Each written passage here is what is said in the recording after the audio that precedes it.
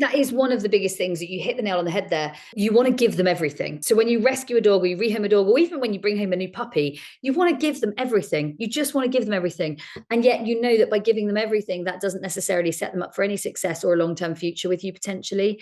And I think this is really important to acknowledge that actually you might shortcut your future with this dog just because of the fact that you have over-delivered almost. Exactly. And I think one thing as well, obviously, what I've done with Nico and what I'm still doing with Clyde is stitching the walk. Welcome to the absoluteDOGS Sexier and Squirrel podcast. I'm Lauren Langman. I'm one of the world's leading dog trainers, and it's my mission to help owners become their dog's top priority. In each episode, you'll discover how to gain trust and communicate with your dog like never before, creating unbreakable bonds that make you the most exciting part of their world. Hello and welcome to the Sexier and Squirrel podcast, the podcast that gives you real life dog training results. Today I'm joined by the wonderful Katrin, and she has just brought a brand new rescue dog home. Hello and welcome, Katrin, and tell us about the wonderful Nico. Hello. Nico is my latest rescue dog. He's now been with me for 2 weeks, I think. Time passes so quickly, but yes, I think he's been here for 2 weeks now. He's settled in really nicely, but obviously, what we want to talk about today is how do you bring a new rescue dog home, whether that's from overseas or whether that's from a rescue center close to you. How do you settle them in? Now, I've got a multi-dog household as well, so there's some extra considerations as well in terms of how to introduce a new dog to my other dogs as well. And tell us a little bit about Nico. Like, what is he? Where's he come from? What's his history? And maybe tell us about his intro to you and how you brought him home. So Nico is a Romanian rescue dog. So he's come to me from Romania, which means I haven't met him before he arrived with me. So he arrived late in the evening on a transport. I do remember because it was like, I live in Scotland, so it was a really horrible, stormy, windy, rainy day. And he was terrified when he first came out of the van. Obviously, it's a strange woman. What does a woman want from me? And then kind of getting him into the garden gate and indoors was a bit of a challenge, because he was just so worried about everything going on. And my door wouldn't stay open, so I couldn't just let him, because it was so stormy, my door would constantly blow shut. He was really, really worried.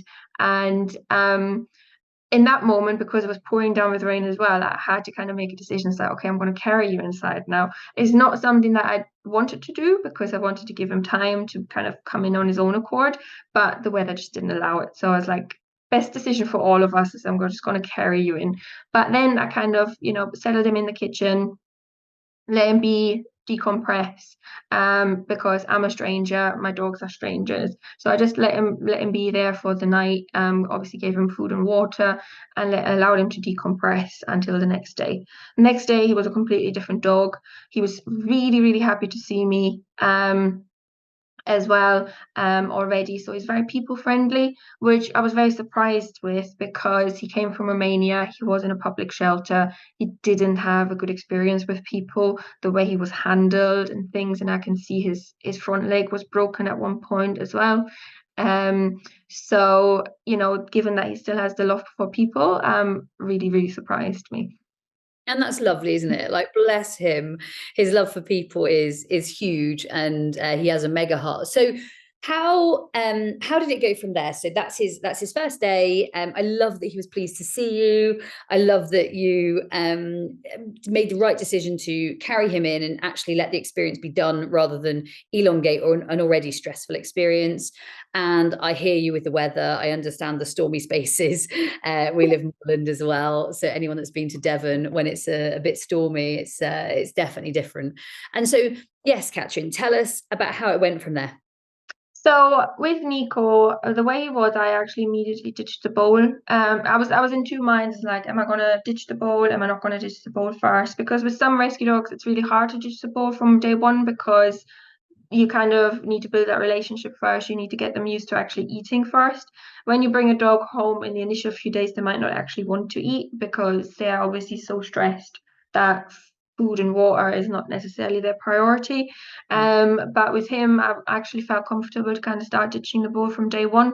So he got his meals in a puzzle bowl. initially. He's got Kongs now as well. But first thing I obviously put him on was Calm K9. All my dogs are on Calm K9, and for him to decompress, I just thought this was the best thing to give him, to kind of help him through that decompression phase, to help him settle in. The other thing I gave him, because especially with rescue dogs, when they come first into a new home, he's been on a transport for several days as well. They've got an upset tummy.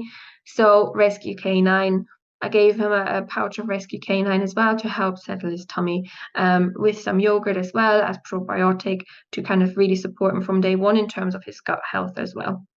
Oh, it sounds amazing. And it sounds like you've got that completely down for him. So yeah, probio from AOK9 to sort his tummy along with rescue. So you can use those two combined, which is really nice because they're a combination product. So you can use those together, and Calm K9. And I do think we've got to look at where our dog's brains are. We've got to look at where their guts are, and we've got to look at then where their training is. So I think we take a 3-prong attack. So actually, how are we supporting their brain? And Calm K9 from AOK9 supports the brain. How are we supporting the gut? Well, actually, Probio and Rescue will support the gut, and you are supporting the training. And I really like that you took a considered response as to whether he was ready to ditch the bowl. And I love that he was ready to ditch the bowl, because I think then you almost get a bit of a fast track on your relationship with him, which is a really nice space to be, right? Yeah, exactly. Because when you're starting off with a bowl, it's just so difficult to then kind of get them to ditch the bowl later on. So with him, and also with him being so, but he's funny because he is pressure sensitive and not pressure sensitive in terms of, like, he doesn't respond to the pressure in terms of being close to me. And that really helps me in ditching the bowl, because I can feed him from hand and play games with him. But he's pressure sensitive in the sense that he's very sensitive to my tone of voice. So if I have a certain tone of voice, if it sounds a little bit stricter, for example, he shies away. So it also actually makes me think about how do I talk? So I have to become very, very aware as well, in terms of how I talk and things like that, around him, so that he doesn't feel any sort of pressure in that sense as well. But yeah, with him ditching the bowl, obviously for the first 3 days, I kind of left him be. I didn't do a lot of games, but then I kind of felt, he's settled in, he's decompressed. We can start then doing a few of the basic games to kind of get him exploring a little bit, understand where he's at in terms of his skill set as well. So I do love Corporal Chaos, because it tells me so much about rescue dogs when they play the game, how they play the game. Are they worried about interacting with the carport in the first place? Do they shy away when it moves? Do they not like touching it with their heads or their feet? So it gives me a lot of information on where they're at in terms of their skill set. And then I can then obviously adjust my training to help them out going forward. And it's such a simple game, and at the same time so effective. Like, I completely agree with you. Like, a really powerful game, Katrin. So tell us maybe one of the most difficult moments that you've had so far with Nico. So one of the moments that you think, oh my goodness, that's hard work, or oh my goodness, what have I taken on, or oh my goodness, this has been tough, or something that makes you think this is the hardest part of it. I think there's been definitely harder parts with other dogs that I had. So he's actually quite easy. But what I'm finding right now, which is getting a little bit irritating, is that he constantly wants to be with me. So actually, I now need to start putting in a lot of boundary games, and presence doesn't mean access for him, because he's just glued to me. He's not been as bad as some of the others. So independence for him is something to work on. One of my favorite games for building independence and separation sort of goals, I love playing with massive cardboard boxes, so you put them so they're out of sight of you. And the other thing, you're going to love these. We've been playing confidence circuits. I made a confidence circuit the other day that was completely, the dog was out of sight. And I'll make sure I show you a video, but everyone that's listening, confidence circuits are coming. You'll love those. So they really help with separation. Going back on that then, Katrin, give me one of your most difficult examples that you've had with a rescue dog so far. And I can remember mine, and I was in a building and I was teaching a rescue dog. I was quite a new teacher. I'd been teaching about a year. I was a school teacher, but I was also dog training, and I'd be teaching dogs for about a year. And I turned my back and I walked out the building. And as I turned my back, the dog flattened me. And the dog flattened me, and I wasn't expecting it. And the owners weren't expecting it. The owners had had the dog about 3 days. I had seen the dog for the first time. No one had reported anything other than the dog was lovely. It's a Weimaraner, large Weimaraner, very big, large Weimaraner. And I just remember being on the floor and thinking, I'm quite vulnerable here right now. And I wasn't expecting this as a dog trainer. And I should have expected it, and I should have been awake to it. I just wasn't. The things you don't know, I was unconsciously incompetent at the time. So I was not aware of what I was not aware of. And I wasn't ready for that type of behavior case. And at the same time, this is 20 years ago, at the same time, does it wake you up quickly to dog training? Hell yeah. It wakes you up very quickly to dog training. Go on, give me one of your examples that you've had over the years of rescuing dogs or working with rescue dogs, Katrin, a moment that makes you think, flipping hell, this is hard. I think I would say Clyde was probably my biggest challenge, because he came to me as he had a bite history. He was very reactive, so I've got bitten a few times in the process as well, trying to learn his triggers and things like that. And he's been with me now for 2 years, and I would say the transformation he's had is massive. All through games, he came to me. We played games from the start, and really understanding his behavior. Because he was so reactive when he first came, he was just barking. It was doing my head in, honestly. Now he's lying right next to me sleeping. So, you know, and grooming, we are just working on his grooming challenges because he wouldn't have any scissors near him. He goes to the vet to get under general anesthetic to get groomed because he was so difficult to actually have anything near him. So we've been now working on his grooming skills, doing a lot of forward focus. I'm doing my own grooming class so I can groom him myself. So I'm going back to college to learn how to groom a dog. So that going forward, hopefully it's no longer a trip to the vet, but actually we can do it at home. You're such a brilliant owner. You are literally the best owner. Katrin, tell everybody what Clyde is. Clyde is my little Westie. Because it does sound like you've got this huge German Shepherd with grooming struggle. No. He's this big. He wears the cutest coats, and he's a little menace. And ultimately, you've learned a hell of a lot through having him. But I also think you can teach other people about rescue dogs through him, because he really is quite a nice dog to live with on the whole now. Yeah, he's a sweetheart. It's just that, you know, I'm still aware of what can trigger him. So, you know, certain things he's not allowed to do. He doesn't get any Kongs, long-lasting chews, whatever, because he would resource guard and it would send him back. So he gets stitched the bowl with lick mats because I know he can disengage from them, but he doesn't get any long-lasting chews, because when he can't finish it, I know he will reverse into the resource guarding element. So it's really understanding and learning about the dog. And you know, it's very difficult, obviously, because you want to adopt a dog and you want to love them and, you know, be happy and stuff. And probably with Clyde for 6 months, I wasn't happy. Neither was he, probably. But, you know, we kind of worked through it because we had to understand each other. We had to learn to get to know each other. And now he's a lot better. So I think that is one of the biggest things, that you hit the nail on the head there. You want to give them everything. So when you rescue a dog or you rehome a dog, or even when you bring home a new puppy, you want to give them everything. You just want to give them everything. And yet you know that by giving them everything, that doesn't necessarily set them up for any success or a long-term future with you potentially. And I think this is really important to acknowledge, that actually you might shortcut your future with this dog just because of the fact that you have over-delivered almost. Yeah, exactly. And I think one thing as well, obviously, what I've done with Nico and what I'm still doing with Clyde is stitching the walk. So when Nico first arrived, I didn't take him straight for a walk. I wasn't allowed to anyway because of DEFRA regulations of importing dogs. But I haven't. He's been out once for me to see what he's like. Otherwise, we've ditched the walks because I don't think he's ready for it. I needed him to decompress. So, you know, when you first get a rescue dog home, of course, you want to take them out, explore and stuff. But is it in the best interest for the dog when they're just getting used to their new environment? Probably not. So actually ditching the walks and using it to build calmness with some enrichment, long-lasting chews, etc. is probably much better when you first have a dog coming to your house, help them settle in, and then you can start slowly that kind of journey about, let's go out for a quick walk, see what you like. Do I like what I see? Do I not like what I see? And then make a decision from there. I really, truly agree. And I really do believe that so many people rush to get them walking when they just don't have the skills and they're not equipped to doing it. It's a bit like taking Eliza out for a hack on a pony when neither her nor the pony are reliable, ready to go anywhere. So you're safer to be in a school until you're ready to get out in the big wide world. Because once you get in the big wide world, there's a lot of things that are out of your control. In your house, in your garden, Eliza in the little sand school, there's a lot that's under our control. Not everything, but there's a lot that's under our control. Once you're out and about, that world is amazing and testing all at the same time, right? Yeah, exactly. And even my garden, sometimes it's testing when the neighbors are out or whatever, and even then, my dogs, I feel like I don't like this.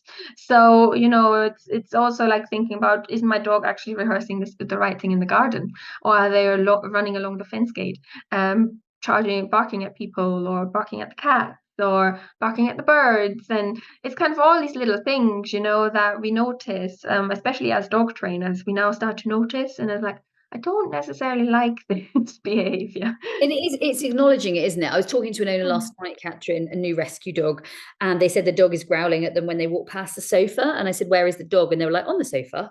And I was like, well, I possibly would just consider whether that dog is on the sofa or not. Like, I've got no problem with you inviting a dog up on a sofa, and I've got no problem with anyone having a dog on a sofa. But if the dog's growling at a person when they're anywhere near the sofa, then yeah, I wouldn't have the dog on the sofa. And I think it's just using and applying that logic, that why would we allow them to rehearse something that we don't want? And why would we put them in a position of doing that when actually we could just maybe not put ourselves in that place of conflict?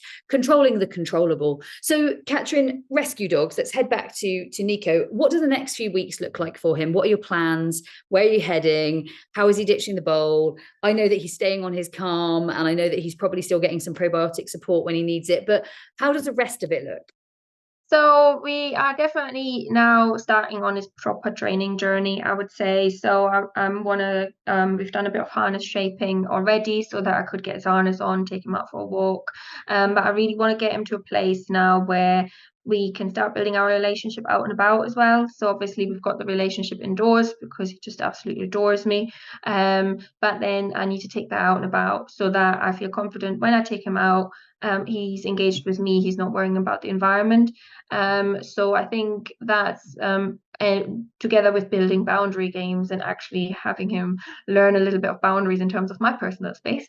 That's probably our next steps, because what I would really like to do is take him with me to training classes as well and use him as a demo dog going forward. I know this is a long way away, but I think he would be ideal given his temperament and the way he is. I think that would be fantastic for him to do as well. And if you were to think about 3 games that are like his superpower or will be his superpower, like if I was to look at easy, I would say catch, middle on the move, instant down. Those are like the superpower games for. If I was to look at Eliza's little dog, Katie, I would say jumping through her arms, jumping into her arms, and jumping off her body. All 3 involve jumping. So it shows you the stamp or the type of the behavior. What would you think are going ahead be Nico's sort of superpowers or super games or games that are going to really charge him? I think for him it'll be anything that's close to me. So he already knows his feet up. So we've done a little bit of feet up object shaping with him. So I can see him really liking that. He likes to put his feet on me as well. Middle, definitely. And I think these are probably going to be the main ones, and I'll need to see what else lights him up. He does love to play, so it'll probably involve some form of toy. As a bit of a homework, let's get him pivoting, because I think pivot and then pivot to your side can be a lovely back end awareness exercise, especially for a bigger dog, a larger dog, or a dog that maybe for him, like, we don't know his start and we don't know his health history really. So I think pivoting is quite a nice exercise as a strengthening exercise as well. So pivoting and then pivoting to your side, I think would be really nice. So I think for a dog like him, almost a level of sort of that heel work really training. Linda would love that. So Linda would be very pleased with us. So yeah, a level of heel work, a level of that, I think for him would be lovely. He's definitely very good in sticking to my hand. There you go. To lick it. He's literally got heel work to a T. Linda's going to love you. Nose targeting, on the target every day. And how does it look for him in terms of integrating with your other dogs going forward from here? So actually, he's doing quite well. So I was really worried because Loki's usually my sticking point in terms of integrating another dog. So when I had a foster dog for a while, a reactive German Shepherd, they had to be separated at all times because they just couldn't be together. I realized that very early on. With Nico being a completely different temperament, he's quite chilled in terms, and he's very dog savvy, I've noticed as well, in terms of how he reacts around other dogs. It's actually been much easier in terms of integrating him. So they actually all can now coexist in the house. I've done it very gradually, introducing initially Sadie, because Sadie is the least reactive or would react to anything. So that went well. Then Bonnie, because Bonnie doesn't care. And then Clyde, and then lastly Loki. And they all are now fine together. They play together. Obviously, I monitor their play so that doesn't get out of hand.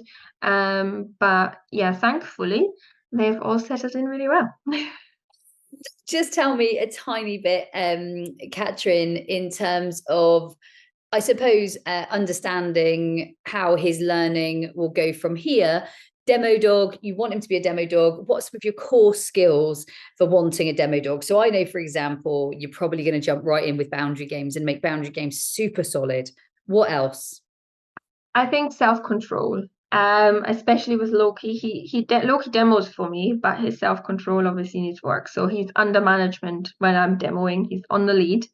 We talked about that before. He's on the lead. He's on a long line because otherwise he would just run up to people. So there's definitely that, but also especially for Nico, it's going to be the element of confidence. So like I say, he can be quite pressure sensitive. So he might actually find it quite daunting being in front of a lot of people. I want to be really sure that he can handle these types of situations before I'm even going to put him into such a situation in the first place. So lots of confidence building, growing his optimism, giving him power poses so that he just feels confident around these sort of situations. Yeah, no, it all sounds absolutely aligned. And I really can't wait to hear how he gets on. I know everyone else is going to want to hear how he gets on. Keep us all updated in the Games Club. We'd love to hear about it in the Games Club. Katrin, I know that he is onto a winner with you. Now, I know that you're going to be working through the recall program with him as well. Can you definitely share your journey with the recall program? Absolutely. Yeah, I love it. And most of all, we can't wait to see more pictures of not Loki as well, Nico. More pictures. Let's have more updates. Let's definitely follow along with the journey. Make sure you record everything, because I know the more that you record, the more that people are going to want to see. And most of all, I think you're doing an amazing job. I love what's happening here. I love that you're sharing it. I love that you've got the rescue dog journey together. And I also know that these dogs are really fortunate to have you. So thank you, Katrin, for joining us once again. Guys, that was this episode of the Sexier and Squirrel podcast. We will see you for the next episode, and know that Katrin is going to be keeping a video diary. Do you promise, Katrin? I will. She's going to keep a video diary. She's going to share his recall journey with us, and we will see her real soon. Join us next week, guys. We have more fun and more action packed for you. And let's celebrate the wonderful life of rescue dogs by sharing this podcast all over the world. You can share it in so many different ways. Please make sure someone else gets to hear it.